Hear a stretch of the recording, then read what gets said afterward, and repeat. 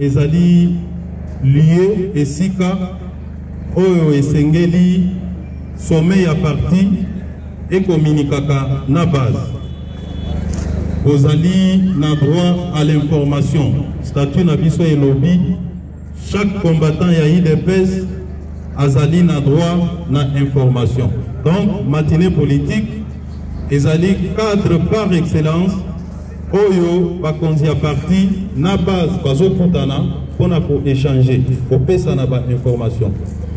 Et c'est à ce titre ngai lelo na zwi maloba pona pour informer bino na makambu oyo ezali koleka entretenu par Bruno Tshibala. Ya yambo na lingina ibisa bino bomoni bato wana baza na pouvoir. Kwa mususu bazaka pe baninga na biso tokutanaka tosololaka bapesaka biso information. Ezali na 3 jours moko na bango abenga kinga tokutani na ye ayebisinga likambo moko esalinga pasi alobi mais t'expliquer ngana ndenge nini Bruno Tshibala akoki kosala congrès na ye na limité pe asali yango asilisi sans que bino bosala talika moko abakisi alobi est-ce que elingi koloba président Tshisekedi akufina IDPS pour que mutu neti Tshibala aya kodefie bino na quartier général na bino asala congrès pe asilisi à l'équipe même liboso permanence na bino. Donc pour Bango, et c'est ce que Bruno Tshibala est en train de dire, pour Bango, Bruno Tshibala qui na parti nous allons sur la base T yende siko aza na base puisque aza ko défier biso même na quartier général na biso même na permanence na biso. C'est pourquoi boyokaki Bruno Tshibala a lobby akoya ko voto la biso permanence. Est-ce que base ya IDPS ezali susu na yebisi bino maloba oyo po esalanga pasi esalaki nga pasi tangu ndeko wana azoloba ngo pe na motema pasi puisque lelo pour que Tshibala a justifié présence na ye na primature. Donc dil basali na ndeko Kabila ezali aboma IDPS oyo ya Etienne Tshisekedi tangu bape wana ezosalama Tshibala azozonga azoyebisa bango komoni na récupérer quartier général à limité. Karamingi te na koboto la bango permanence. Na zolo bayango pour interpeller Pino base ya IDPS. De tout le temps. O esala makasi ya IDPS esalaka base ya parti. Alors soki lelo batuneti Tshibala bakomi koya kodefie biso na quartier général na biso, ça veut dire base na biso existait suspect. Est-ce que ça la honneur na président Tshisekedi oyo atangisa biso ke comme ils sont en charge? Est-ce que c'est ça comme ils sont en charge oyo président Tshisekedi atangisa biso base ya IDPS lelo totikali kaka bakalomni kofundana kokoselana makambu kose piéger kobetana kobunda entre biso alors que parti na biso bazoboto la biso ngo. Wana isalaki parenthèse. Sikoyo, qu'est-ce qui se passe? Et ça n'a même logique. Quand Tshibala silisi congrès naye, loi sur les partis politiques, et Zoloba, soki d'abord pour un parti exister, il faut et ça la bas statut.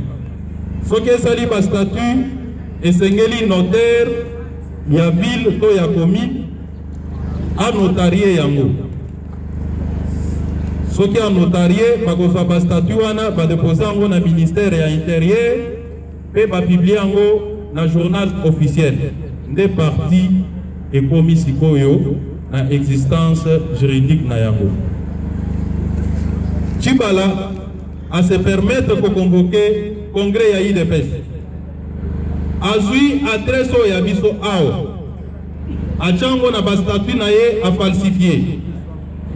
Azui Kombo Nabiso, IDPS, Union pour la démocratie et le progrès social, par Tshisekedi. Achena Bastatu Naï. Azui Bastatu Wana, na Molili Nabutu, Ake Nangwe pa notaire, Popa notarié Yango, c'est-à-dire revêtir Sikoyo, caractère opposable au tiers. Azwa yango akende nango na ministère intérieur bongo baboma IDPS oyo ya biso Chibala suki wana te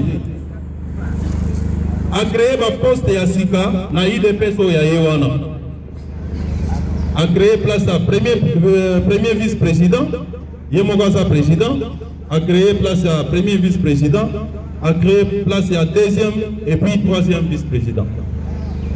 Makambo oyo eza na statut ya IDPS de sorte que soki ba ndimi mikanda ya Chibala wana biso IDPS Tshisekedi originel véritable pour exister du susté po makambo nezo salama na indifférence ya ba combattant nyonso bozo kipe yango te bozo mona moneti blague soki ba agréé biloko ya Chibala Toza lisusu na droit légalement ya ko déposer liste à candidat na bisoté.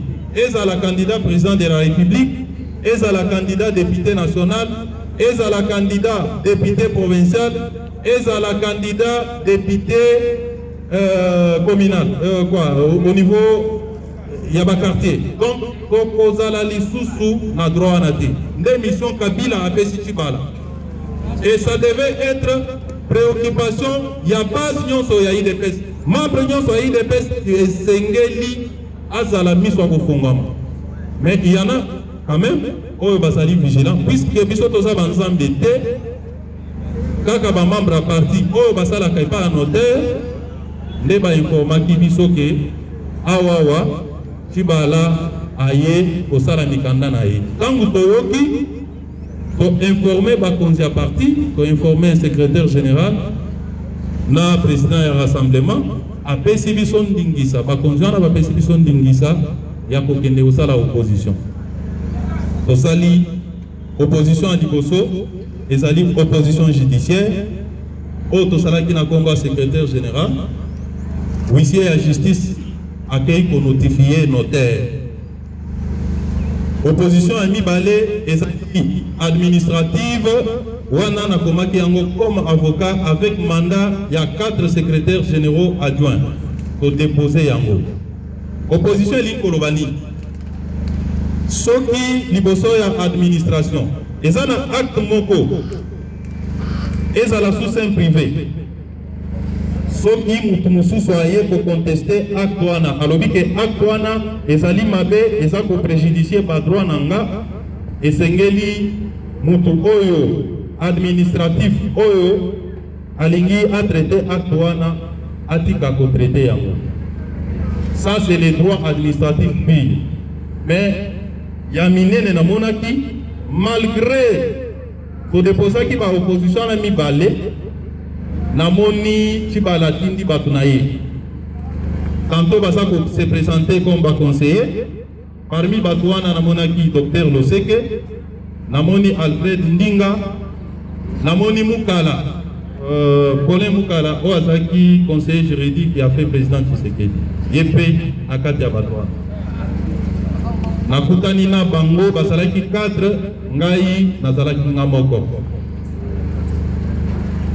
Na tenir bango tête puisque nga nazaki na argument ya droit bango bayaki na influence politique na talisi bango ke ataka bilango dictateur banda azala na mutu ya mboko oyo nano asala biloko bozo sala te bino bozali pire que les kabilistes parce que balingi basalela moins influence ya moins pouvoir muke bazana yango pona pas induire notaire na erreur mais bandeko notaire wana azali penza mobali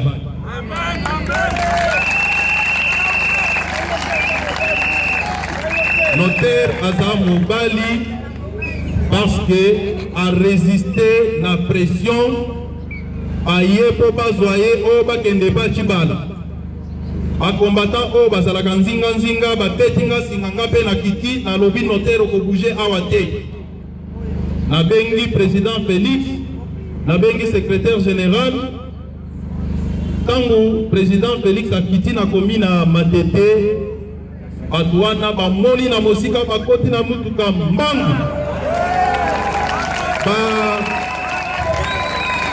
ba combattant ba eko sopana c'est sûr que ceux qui bazwa ka bango jour wana elinga ozala likambususu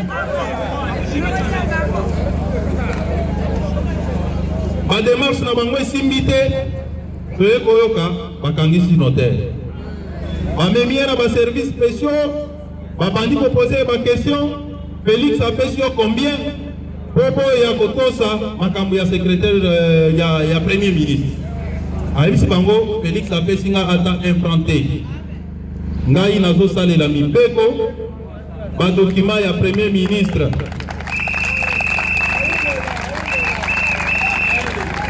ba document ya premier ministre ezali contesté ngai nakoki ko signer yango te balalisie na kasho Noël ndeko wana aleki yango en détention injustement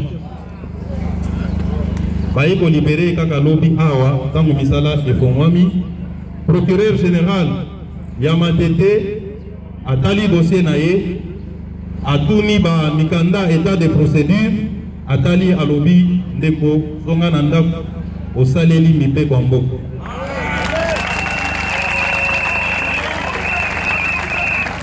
mais chers combattants bitumba on a facilité parce que Chibala Koba nommé premier ministre Naïf Sabino Koba nommé premier ministre a salé déjà lettre à démission alobi signé et Tikalika Kabacha date